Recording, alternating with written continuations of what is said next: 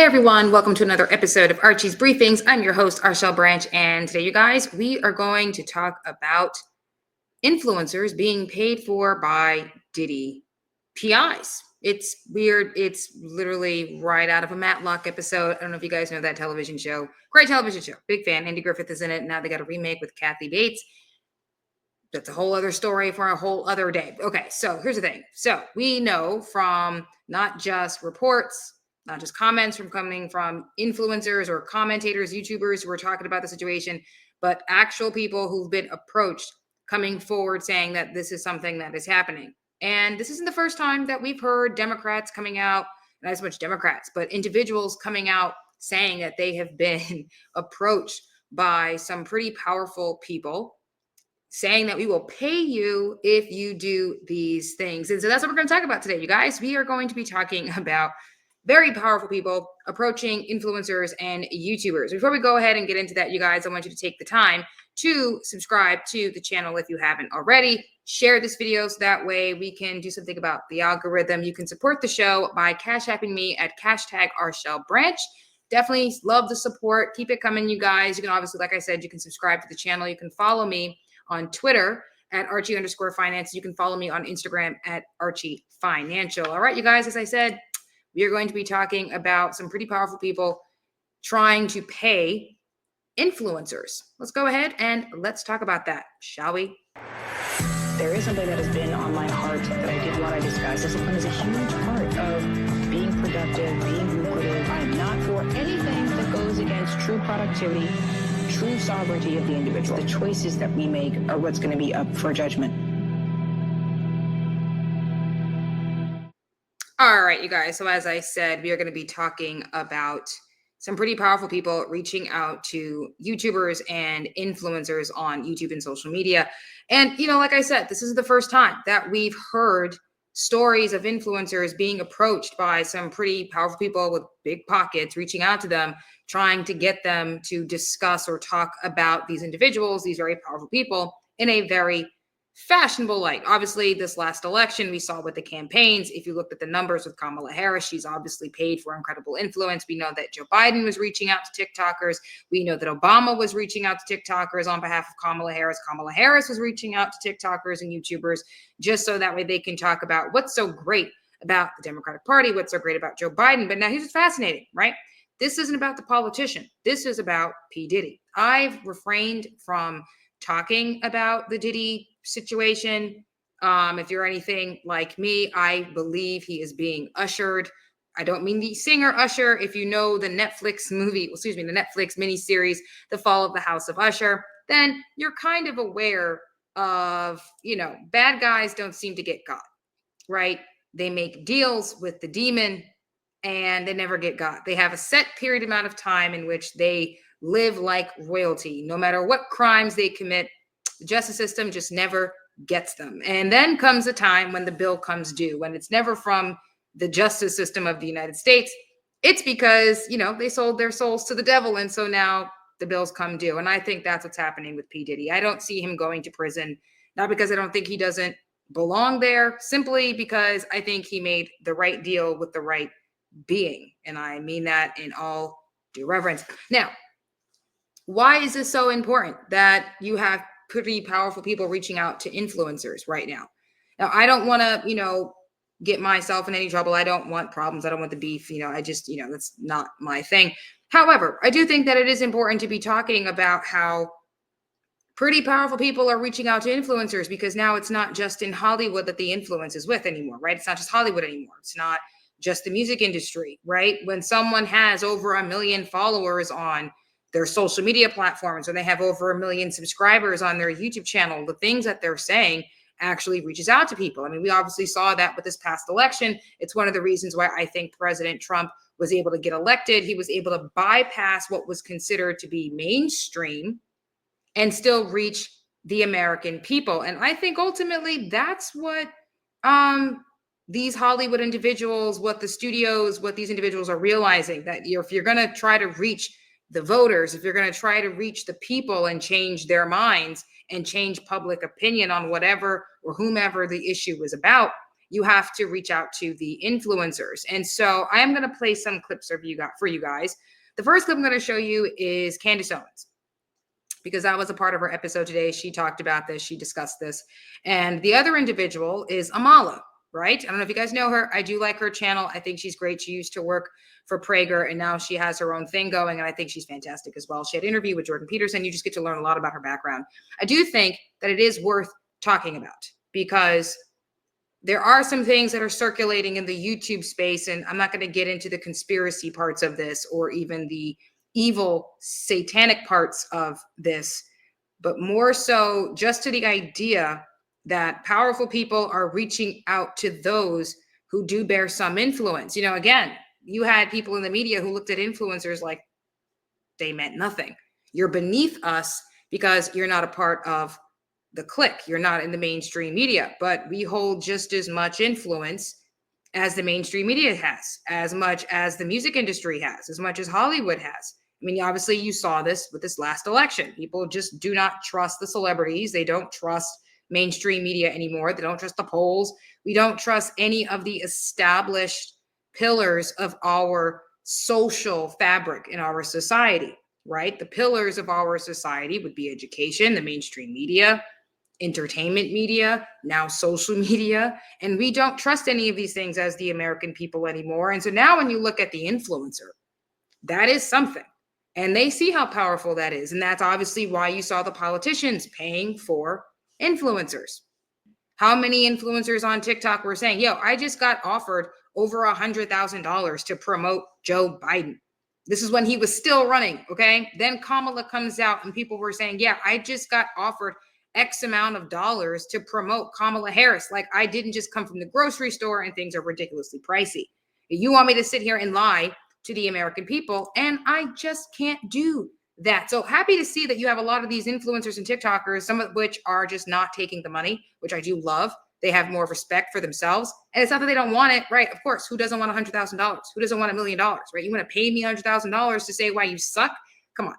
I would do that, no problem. But of course, Kamala Harris is not going to pay you $100,000 to say that her policies suck, right? She's not going to do that any more than these Diddy people, because it's a question of who are they. So before I get any further into what I think is happening as it relates just to relevance, right? Like, why is this so important? Why are we talking about this? Why is Candace talking about this? Why is Amala talking about this? Why am I talking about this? Well, why, Arshel, do you think this is important? You know, I talk about money, I talk about politics. You know, Arshel, why is this relevant if this is not even the thing that you really talk about? Why is this relevant? Well, it's relevant because it shows you the integrity of the individual who says no. It shows you just how far the elite are willing to go to maintain their, what's the word I'm looking for? Their disguise to the public. Because, you know, listen, when people are not being tried by the justice system in a way that we believe they should, just because we want justice, well, public opinion is going to do its work. And enough information has come out about Diddy. If you've heard the Meek Mill tape, I don't know if that's real. I'm not going to play it here because, you know, I could have gone my whole life not listening to it. I mean, I say that, but, you know, I did click. It was clickbait. I clicked it and it was just, oh my goodness. He sounded like he was in pain. It sounded like there was something really horrible going on in that room. Some people were laughing and I'm like, this is not something to laugh at. This sounds like he's in pain, like he doesn't want to be doing this. And this is kind of outrageous. And if there's any truth to that tape, God only knows what else is out there on P. Diddy. So, I mean, my goodness, with all the files, all the information that was coming out, why is it that he's paying the influencers? So I'm just going to go ahead and I'm going to show the first clip again. I'm going to show you guys is the clip of Candace Owens talking about what is going on as it relates to the influencers, people showing up trying to pay the influencers. So let's go ahead and let's run that clip, shall we? Here we go, guys. Here we go. Amala Ekpanobi. She's a prominent YouTuber who received a very suspicious visit yesterday to, fortunately, a prior address of hers that was on file in California. Take a listen to what she tells the public about that visit. Two private investigators just visited a place I used to live in search of me, and they were coming to ask me whether or not I've been paid to talk about P. Diddy and his connection to other celebrities on my show. Now, luckily, the person I used to live with called me on the phone so I could talk to these guys. They did not immediately disclose that they were private investigators. I had to coax that out of them through being quite hostile to them throughout the conversation. But they kept bringing up my content that I made in regard to P. Diddy and his connection to other celebrities. They would not say who they were working for and who had hired them to come and travel around to these different influencers. But they did say that they would be going to multiple influencers who are talking about these stories to figure out whether or not they're being paid by a specific entity to share them. Now, I am definitely not paid to talk about what I talk about on my channel, but they said not only would they pay me to disclose who I was being paid by, but they would pay me more than whatever I was getting to share the opposite story. I don't know who these guys were. I don't even know if they were telling the truth, but they did say there were 10 other influencers that they were going to be visiting. So I'm putting this out there in case this happens to anybody else. And I will be going more in depth as to what happened on my show today in case you want any further information. But this is very, very strange. It's unbelievably. Okay, so before I let Candace rock about what just happened, listen to what Amala said, right? It's unbelievably strange that you have to coax in a very hostile manner to get the information, to get the truth about what is actually going on. Who are these people? Why are they at this former address? Why are they asking me questions about who pays me to say what I'm going to say? The beautiful thing about being independent is that nobody has control over how you get paid. And I get to say whatever heck I want. So she was interested in talking about what was going on with the Diddy situation. She's not being paid to do that. Okay. But now you're asking and saying that they will pay you more. First of all, the fact that you're even suggesting that you can pay her more to change her story, to change the story, to change the narrative, talk about it from his perspective, essentially what they were saying, would have me think in no question that you clearly must work for the people around Diddy, with Diddy, something to do with Diddy, because otherwise, why would you be asking me to stop talking about Diddy the way that I'm talking about him? If you don't work for him or for the people around him. Just right. I'm gonna let Candace go on. Strange that they would be knocking door to door and offering people money. But look, she's just one person. Maybe she's completely lying about things, except it turns out that she wasn't lying. She's definitively being truthful. And she wasn't the only person that got visited. A stand-up comedian named Samson Krupin also received a visit, and he was able to catch these private investigators on camera. Take a look and a listen. Awesome. Very simply, we were just hired to speak to a few people that do, have a lot of followers and stuff like that on different platforms. What is this about the Diddy stuff I report on? Somewhat, yes. Wow. Not necessarily Diddy stuff, but people are involved in just stuff like that. So basically, a very simple question is are you paid to influence that's stories like that in any direction? No, not at all. That's all we wanted to know. Because if the company is, they're looking at the people who are. Are you guys gonna pay me for this visit? Like, this is frightening. So, like, I'm super. You have to admit, if I came to your house, and like, I thought this was a joke. I thought I have a friend coming over business right now. Like, this is extremely weird for me. I have 100,000 followers. I'm not making any money. That's one of the reasons why we're here, and that's the question that we're asking. If someone contacts you, say in the last 6 months, and is paying you to influence in a certain way, no. Very simply, if somebody was paying you, right? The company we work for, just asking that question, right? If somebody was, they would just be willing to possibly offer you money to know who and see what's going on to try to. Like, so once again, you see that they say that they're working for a company and that they're willing to offer money for information. So the question is, what the heck is going on? Who hired these men? What company do they work for? What company would have a vested interest in the Diddy case? Well, I would say a lot of. Thank you. She's like, right. Yeah. You don't watch Law and Order for 100 years and not ask those questions. Well, what company do you work for? Who hired you exactly? Why is it so important that you know who's paying me if I'm being paid? And then I've answered you a million times. And then do you not understand how creepy and a little freaky and frightening, like the guy said, how frightening it is to have some complete and total stranger show up at my doorstep asking me questions about if someone is paying me because of the things that I'm saying. Who gave you my address? Where did you get that from? Like, it's not listed in my social media platforms, my address. So how did you get that? Like, what? Yo.